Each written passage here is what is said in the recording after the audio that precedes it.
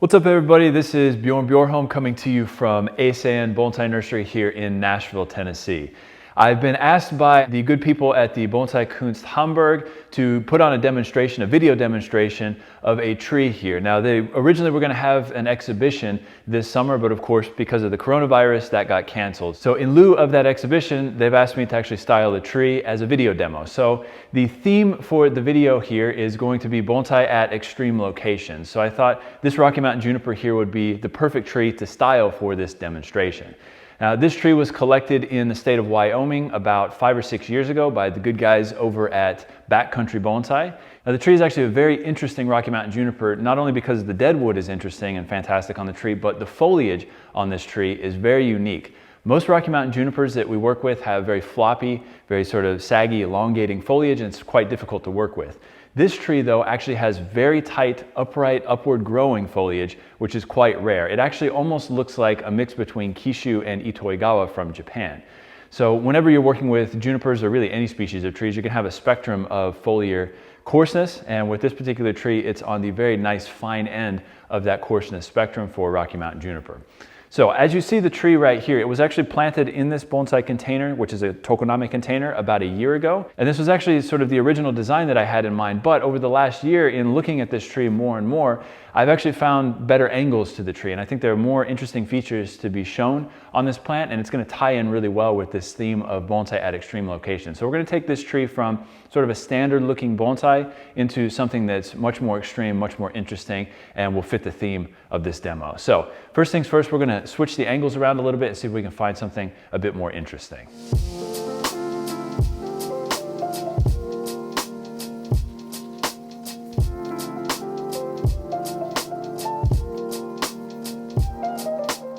Okay, so as the tree is planted right now, it was actually planted in here, as I said, about a year ago, so it's had time to adjust, but the original thought process behind this planting angle was to create kind of a standard looking, basically an informal upright, almost kind of a leaning style tree, so nothing too extreme. And it was planted on this angle to get the tachiagari, which is the first portion of the trunk here, off of the perpendicular. Originally it was a little bit more straight up and down, so we leaned it just slightly to the left there. But over the last year, like I said, I've really had time to look at this tree and kind of figure out new and better angles to the plant. There are a lot of really interesting features that are currently hidden by this particular planting angle here. So for example, one of those things that's really well hidden right now, but that's actually very cool, is this internal section right here, sort of the middle portion of the tree. There's a lot of really interesting striations in the deadwood here. You can see the curve of the live vein sort of twisting around and down from the base of the tree up to the middle section here, but you really lose that interest here based on how it's planted. So what I want to do is tilt this tree a little further forward to bring these features out, and we're going to lean the tree a little bit more to the left to make it more extreme, to really tie it in with this theme. So I'll show you what I mean here. We're going to tilt this forward just slightly. All right, so you can see this here. That also brings this back branch way further up towards the front.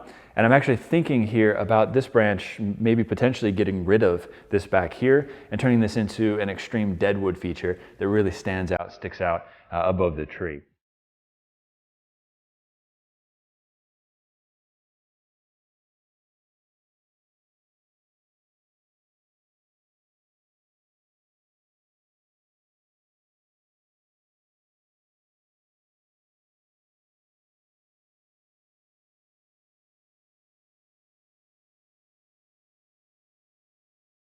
Okay, so this is what I've decided for the angle change here. So essentially we just leaned it quite far forward and then we rotated just a few degrees clockwise.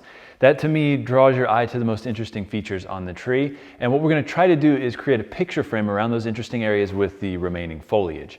So the next step here is going to be to remove the foliage that we don't need in the design. So as I just mentioned a couple minutes ago here, I was thinking about removing all of the foliage on this back branch here to create a very powerful and interesting jin. And now that we've changed the angle, I think that that's going to be the best decision. So next step here, I'm going to go through and cut off all of this foliage here. We're going to leave all of these jins quite long to begin with. And as we get further along in the design, we can make a decision as to whether or not we want to shorten some of these or potentially even wire some of these newly created jins into position. Now, one thing I want to mention too, when you're cutting off a big branch like this on a juniper, you got to be aware of the live vein that's feeding that particular branch. So if you cut off a large branch, the live vein is likely to die at least a portion of the way back down the trunk, if not all the way down to the base. Now this particular branch right here, I'm not really worried about when I kill all of this off. It's connected to a very thin live vein that's actually connected into the larger live vein that runs around the front here. So in other words, what you see emerging from the base down here is the main live vein that actually feeds all of the foliage out on the left side of the tree. What's feeding the foliage at the top here is actually around the back side of the plant here, and you won't really notice it at all once I kill this section off. As a matter of fact, it'll make the live vein a little bit thinner down here from the back side, which is not necessarily a bad thing because currently this live vein is quite thick. It's actually a little too thick for the diameter of the trunk, in my opinion. If we're creating extreme bonsai, we want the tree to feel as if it's barely hanging on to life, and having a very thick trunk and a very thick live vein sort of takes away from that aesthetic and that feeling. So again, the next thing we're going to do here is kill off this branch.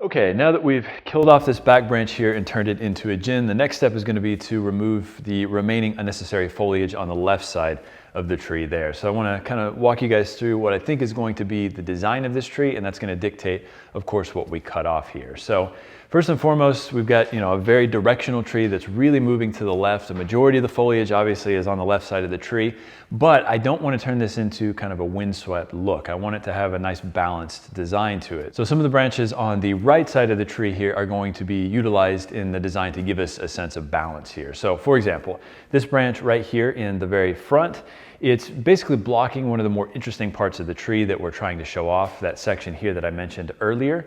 So what I want to do is, instead of dropping this down to cover this, what we're going to do is kind of lift this up and over, I believe, into this area to create that first part of the picture frame that draws your eye back into this interesting area here. Now, in doing so, we also need to create a backdrop to that interesting area. So for example, this branch to the rear back here, we're likely going to drop down into this area here so that your eye doesn't go through the tree, beyond the gins, and out the back of the plant. I want it to stop. I want your eye to stop at just the right spot. Now, the issue with this back branch here is that it actually is something called an eda-jin, which basically means it's a live branch with dead wood intertwined down the length of that branch. So that type of branch is very difficult to move and manipulate. So we're going to have to assess that a little more closely and see what we can come up with as a solution. Now, the remaining foliage on the far left side of the tree there, that's very heavy. We're going to be removing at least a good 25 to 30% of that foliage. Now, depending on the juniper species that you work with, they'll tend to revert more or less to juvenile foliage if we cut too much off. So in the case of this tree, we removed a good section of the plant here. We're going to take another 25% off of the other side. So altogether, we're looking at probably removing close to 50% of the foliage on this plant. It's kind of right at the edge. I have a feeling the tree will probably revert somewhat to juvenile foliage over the course of the remaining growing season here, but I'm really not that concerned about it because within another growing season to 2 growing seasons, it will revert back to adult foliage. So this is very typical when you're doing a first styling on a Yamadori juniper like this. You will get some reversion to juvenile. It's just part of the process. So let's go through and start eliminating the branches that we don't need, and then we'll assess that back eda-jin branch and figure out how to manipulate it into place. So up here in the upper portion of the tree, you can see we've got a large branch that's protruding from the interior of the plant and actually is the highest point on the tree right now.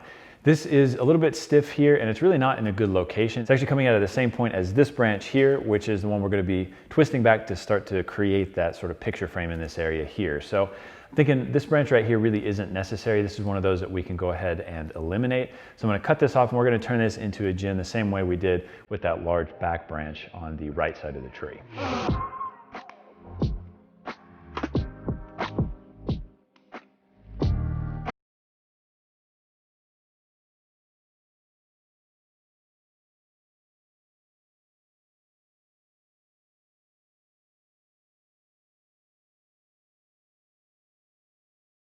So on the far left side of the tree right here, you can see this is our directional branch right here, but of course it's very, very full. So in keeping with our theme of bonsai at extreme locations or in extreme environments, I want to reduce the foliage mass here so that it looks like a tree that's actually growing in an extreme environment. So I'm going to bring the camera in a little bit closer here and kind of explain my thought process as to which internal branches, which secondary and tertiary branches I'm going to be removing off of this branch to turn it into our directional branch for the tree. All right, so here is our directional branch here. I'm going to rotate this a little bit so you can see to the interior just a little bit better here. So you can see it emerges from the trunk up here. It's quite thick, comes down, it's got decent movement to it. It bifurcates here. This is the first branch right here that bifurcates to the rear. And then you get a little bit further out and it bifurcates again. It actually trifurcates. It puts 3 branches out from the same location here, which is really not an ideal situation. So I want to remove one of these 3 branches right here. Now, if you notice here, this one on the left is quite thick. This one here is about the same diameter on the right side here, but maybe a little bit thinner. And then the one on the far right here is actually significantly thinner. Since the first branch, the first bifurcation further back up on this main branch here comes out on the left side of our main branch, I want to go ahead and create kind of an alternating pattern down the length of this branch. So I'm going to remove the one on the left side here so that then we have left side, right side, right side down the length of the branch. So this one right here is going to be the one that we remove. So a majority of the rest of the branches on the tree I'm going to keep, or at least the larger branches I'm going to keep as part of the design. But in order to get the wire on there more easily and see the structure a bit better, I need to clean out some of the crotch growth on the tree. So typically what I'm going to do here is just start at the top of the tree and work my way down. We're going to remove stuff that's coming out of the crotches of the branches. I'm also going to remove any elongating growth where it's just a long sort of scraggly branch with a small tuft of foliage at the end. And I'm going to remove any heavy upward foliage that's coming out of our downward lateral branches. That's going to thin out this tree significantly more so we can see the structure and then get the wire on.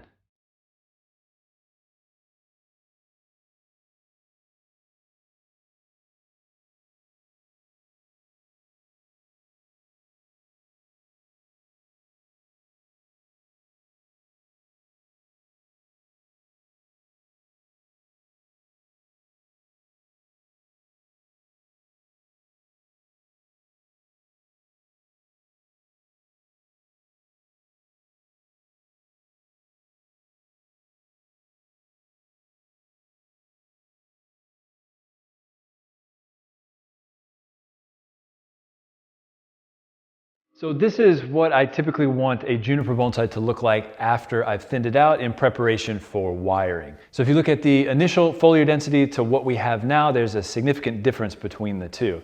But as I said before, I'm not really that concerned about this reverting to juvenile foliage. It might not that big a deal. We can always wait and it will revert back to adult foliage or scale foliage.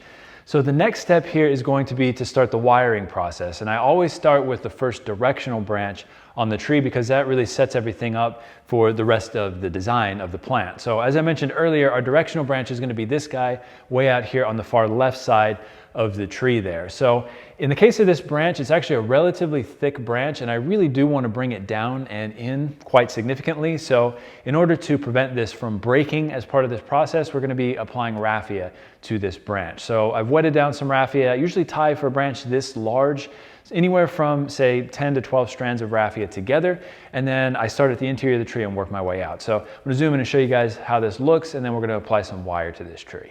All right, so this right here is the directional branch of the tree where it emanates from the trunk. You can see it comes out, curves up, and then back down.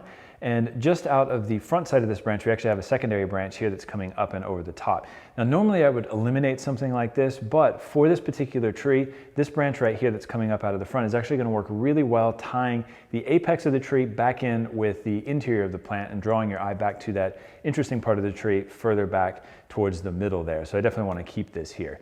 Now, I am going to be dropping this down somewhat significantly here. So just for safety's sake and the protection of this branch, I'm going to apply raffia all the way from the interior here out to the exterior, just in case. This really right here is going to be the point where there's going to be the most pressure after we bend this branch down. So I want to be extra careful here not to damage or break this section right here. So the directionality of the raffia here is actually going to be quite important. We're going to be dropping this branch down and around towards the front there. So what I want to do is make sure that we're going actually counterclockwise on this branch. And really you can see, I don't know if you can tell in the video, but in person you can see that the branch actually itself twists counterclockwise. The live vein emanates here, wraps up and around, and then twists around the backside to feed the foliage out here at the end. So it's going to make the most sense to keep that consistent as we apply this here. So to make this happen, what I'm going to do is actually use this branch right back here where we've created a nice jin to begin with here, a little bit of shari. I'm going to use this section right here to actually anchor the raffia onto. So I'm going to split the raffia around that, and then we can start this process of going counterclockwise on this branch here. Now the reason I also want it to go counterclockwise here is, of course, because I want the wire, when we apply it to the branch, to tighten as we go. And because we are twisting this down towards the front and back towards the interior just slightly, going counterclockwise is going to aid in that process here.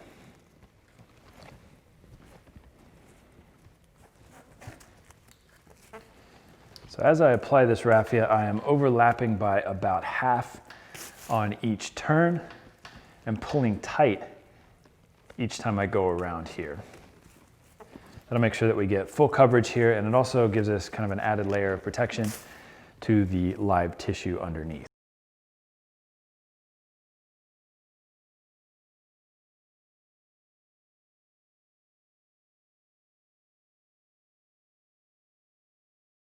To the original branch here that we just applied raffia to, we also need to apply raffia to this branch on the right side of the tree. This is that branch, remember, that we're going to be twisting up and over to start to create that picture frame around the center of the tree. So the raffia on this branch actually needs to go on clockwise because this branch is going to be rotated clockwise back into this area. If it's being rotated in one direction or the other, again, make sure that you're applying the raffia in that correct direction and the wire in the correct direction so that it tightens as you twist it. So again, I'm going to start the raffia from the interior of the tree here. We're actually going to attach it from the same location that we attached the original piece of raffia from, and we're going to take that out onto the branch here.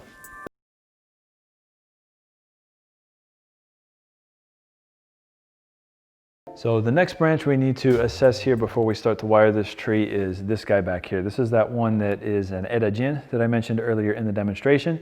You can see we've got the deadwood running along the upper side of the branch and the live vein running along the bottom side here. I actually want to take this branch and bend it somewhat significantly down and towards the rear to, again, create a picture frame, or at least a backdrop for the picture frame to draw your eye to that deadwood in the middle. So there are a couple of ways we could approach this. We could take a wet rag, wrap it around the area that's going to have the most pressure once it's bent, leave it there for a few days, let it soak up that water, and then slowly bend this over time. Or, for the purposes of this demonstration, I think it's actually going to be better to try to separate the live tissue from the deadwood here. So we're going to be using a branch splitter like this, and I'm going to go along starting at the very end of the branch here and separate the live vein from the deadwood. So I want to make sure that we do this very, very carefully here. Of course, I don't want to kill this branch off or bite into the live tissue if at all possible. All I'm trying to do is separate the two.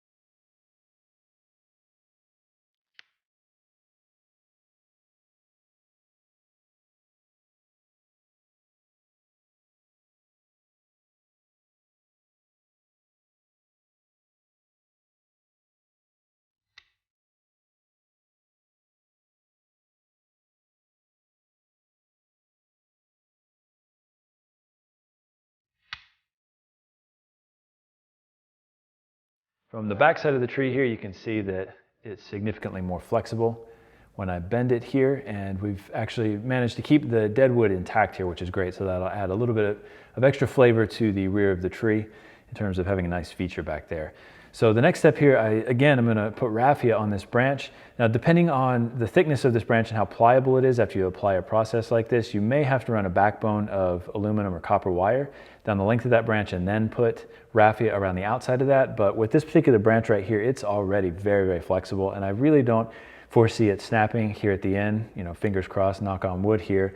So I'm just going to apply the raffia rather than putting the backbone of wire down the branch. Now, once I get the raffia on, of course, I'm going to apply wrapped wire around the outside of this branch to provide a little bit of support, and then we'll use the guy wire to actually crank it down into position.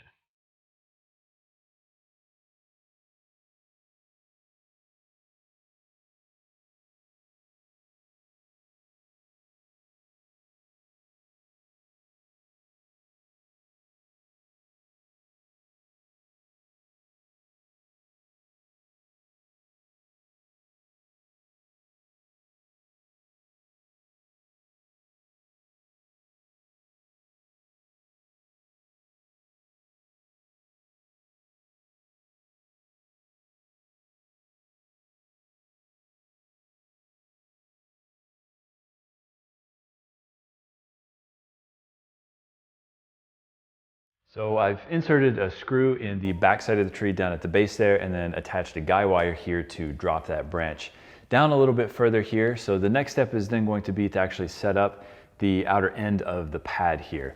So as you can see, the whole thing is sloping on a downward angle, but what I want to do here is start with the outer edge of the pad, particularly in the front here, and lift the tips just a little bit. The idea here is we're going to fan everything out essentially like a hand. So the longest section of the branch here, the portion of the branch that's going to be sticking the furthest out to the left side of the tree, is this section right here. So we're going to go ahead and set this first. I'm going to lift the end of this up, and then all of these secondary and tertiary branches here that have been wired out, we're essentially just going to fan these out into a hand shape and then lift the tip up just a little bit. Now, the tip growth out here, I'm going to leave all of this intact. I'm not going to cut any of these tips back. We're actually going to let these grow unimpeded for the next couple of months here to make sure that the tree survives and that it's nice and healthy. Because we've cut so much growth off the rest of the plant, we need to make sure that we're allowing that tip growth to remain intact to increase the health of the plant, or at least return it to its original vigor.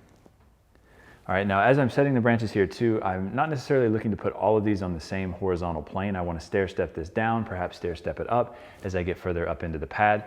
And what we're going to be doing here is layering some of the foliage from the backside up over the top here to create a very full appearance. So for example, this very long, sort of scraggly looking branch right here is going to sit perfectly somewhere down in this area to fill whatever gap we have right here.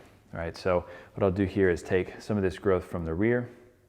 I'll lift this up, bring it around. And as I do this, what I'm trying to avoid is spaghettiing things too much. I just want a very simple overlay from the rear to the front.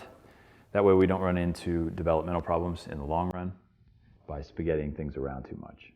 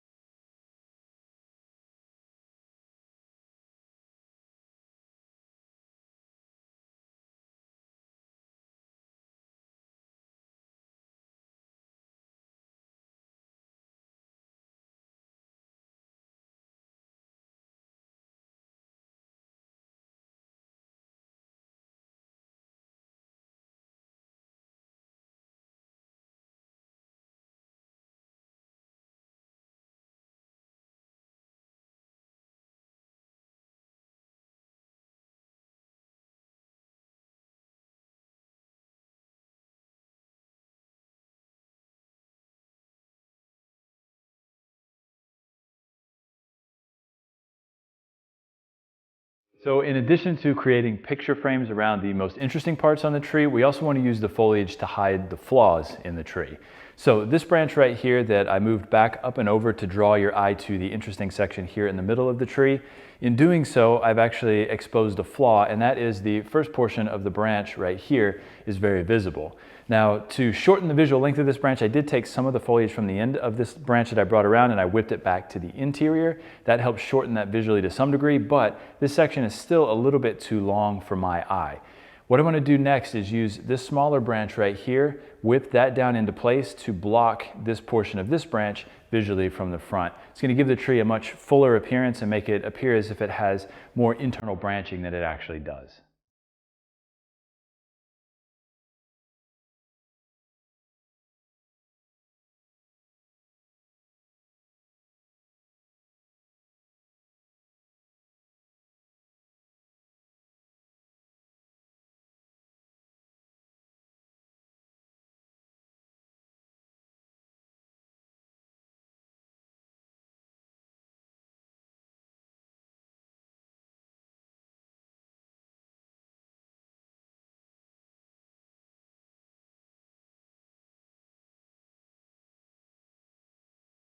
So here we have a very similar situation in that we've sort of exposed a flaw or created a flaw in the tree here with our initial placement of the first branch. So if you notice here on the first branch, you can actually see the full length of that branch running from the trunk down to where the foliage actually emanates way further down the branch. Now the way that I've placed this tree and positioned it, this gin right here actually cuts across that particular branch, so it does break it up visually to some degree.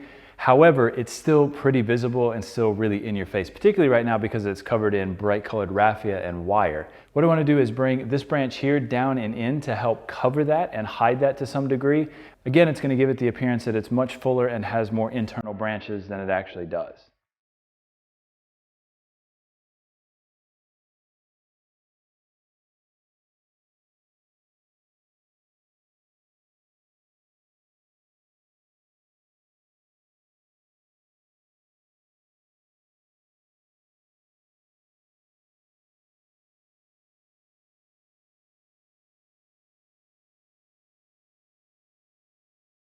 Okay, so this is the final product after the initial styling of this Rocky Mountain Juniper bonsai here.